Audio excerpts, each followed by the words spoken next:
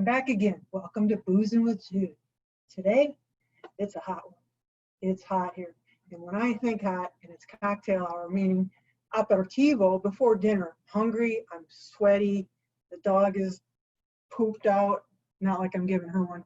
I think bitter. I think Negroni. Jude? Heard of it, don't know much about it.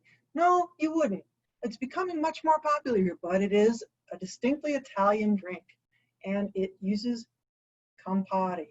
First, before I get into this episode of Boozing with Jude, I have to say I'm dedicating it to quite a few of my ordained priest friends back in England, because this is really where I learned about the Negroni, which is what we're going to make today, and Campari, which I had never had until I got to England. And then I drank it, well, I'm not going to say all the time. I drank it regularly. I quite enjoy it. Jude, what is Campari? Okay, you may remember the Aperol Spritz episode where I talked about it being Aperol being like Campari's younger sister.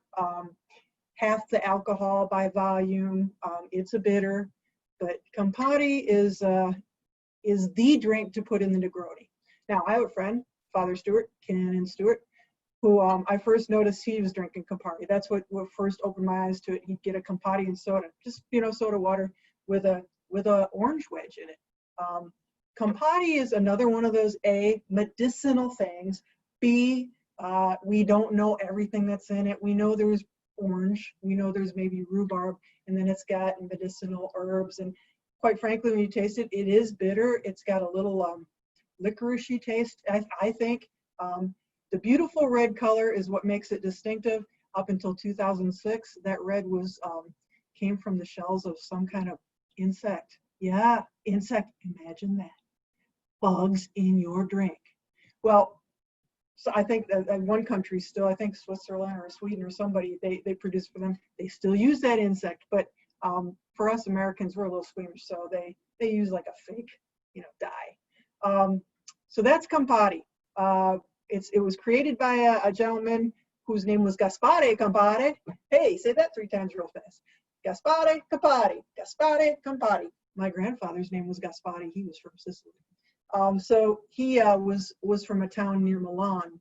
And when he put that baby together, it took off really quickly. And it is still marketed by the Davide Campari, whatever you call them, alcohol people. And they have several other alcohols that you might have heard of that they distribute, like Sky Vodka and Wild Turkey. So that's and Aperol. They have Aperol now too. So that's Campari. Let's talk about the Negroni. I'm gonna pull in some of my other priesty friends here. My friend Father Dominic said, "Why don't you do a show on the Negroni?" And I thought, okay, I will. And then my friend Father Archbishop John said, "Hey, we have to have a Negroni when next you're back in London." I'm like, yeah, good idea. So let's make the Negroni. Where did it come from? Negroni just passed its 100th anniversary. I mean, there was a big Negroni celebration. I don't know how I missed it, but I did. Just to stop here for a second, you see me doing this all the time. My hair has never been this long. Well, not since I was young. And now I can get it cut because places are open and it looks hideous, but I thought I'd see how long it could grow before I just went nuts. So anyways, back to the Negroni. So back in about 1919, so there's this guy named, see if I can get this right, Count, that means, he was like a count. Carmelo, no, something like that. His surname was Negroni. And he liked to go into his favorite bar, which was the Cafe something in Firenze in Florence. So he was in Florence and he drank what was called an Americano. An Americano is Campari and soda and sweet red vermouth, okay? And he asked his favorite bartender if he could pump up the volume, meaning let's put some more booze in it. So he took out the soda of the Americana and put in the gin. Thus we have the Negroni. That baby took off like you wouldn't believe, and everybody's drinking the Negroni. Okay, so there we go with the Negroni, and it's a really interesting and good tasting and easy to make drink.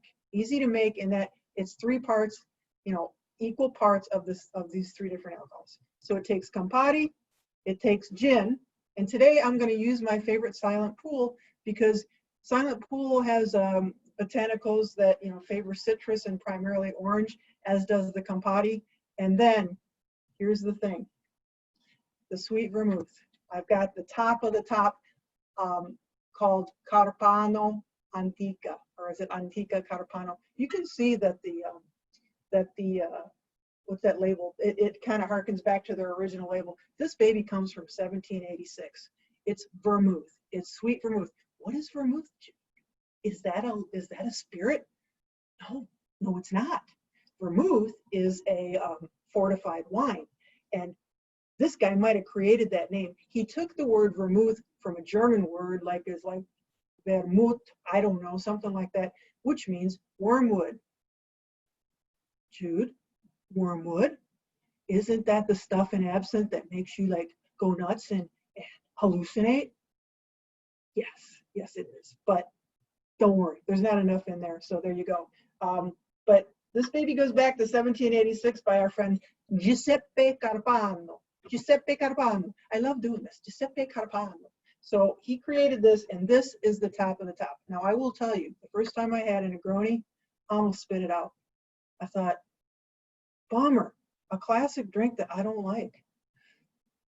But then I've had Negronis since then that are amazing. And the key to me, it's the vermouth. So the best vermouth you can get for a Negroni, in my opinion, is the Antica formula, the Carpano. Okay? It's expensive. That's the problem. It's expensive. But if you end up with some like cheap little sweet vermouth, and I'm not going to name any names because it's a matter of taste, and you put it in there, every drink is going to be different. What kind of gin you use, right? It's almost exclusively Campari, although some bartenders say, hey, we should have Amaro or some other sort of a bitter thing. But almost 99.999% you're going to be sure it's Campari. And then depending on who's making it, the other two are going to differ. You should get a gin that's going to hold up against this. It's pretty powerful. Another thing I would say, it's a beautiful red drink. At the end of the day, it's going to knock you on your booty if you're not careful, because it's 3 equal shots of these drinks. And when I say shots, I mean 1 ounce, 1 ounce, 1 ounce. Hey, you want to go 2, 2, 2? Go for it. Okay, so that's a little bit of the history of Campari, of the vermouth, of the Negroni, which, like I said, comes from Florence and is becoming popular quite everywhere. I love it. I do love it, as long as it's the right spirits, right, and the right vermouth. So if you're gonna have them, put a little taste test in. By the way, this stuff, you can sip this stuff just by itself. Ooh, it's nice because you'll get like a little vanilla flavor, but this also, herbal. It's also very herbal. So there you go. And then typically, because of the orange in it, you can do an orange slice. We're gonna just do an orange twist today, just because that's what I feel like having. So it's a drink on the rocks. Now you can have it up, but most people don't, and I'm not going to. So I'm going to put it in here on ice and just kind of stir it, and then I'm going to strain it, but I don't see a strainer, so we'll just have to fake that one, won't we? Okay, so here we go. First thing I want to do is show you.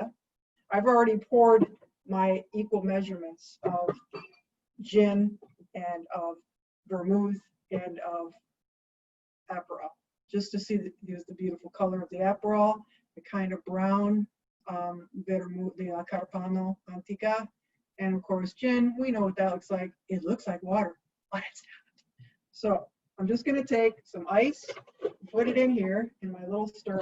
The tongs are on their way, I think. Maybe not. Maybe I didn't get tongs. I ordered some more bar stuff, because if you watched my last episode, you saw things leaking. Can't be having that. So we're going to just throw equal parts of the Campari, the vermouth, wormwood, and the gin in here. And then I'm just going to stir it up and get it ice cold, and think about how I'm going to get it into my glass without getting more ice in there, because I've already got rocks in the glass. So you should use a rocks or old-fashioned glass. Stir it good. Really good.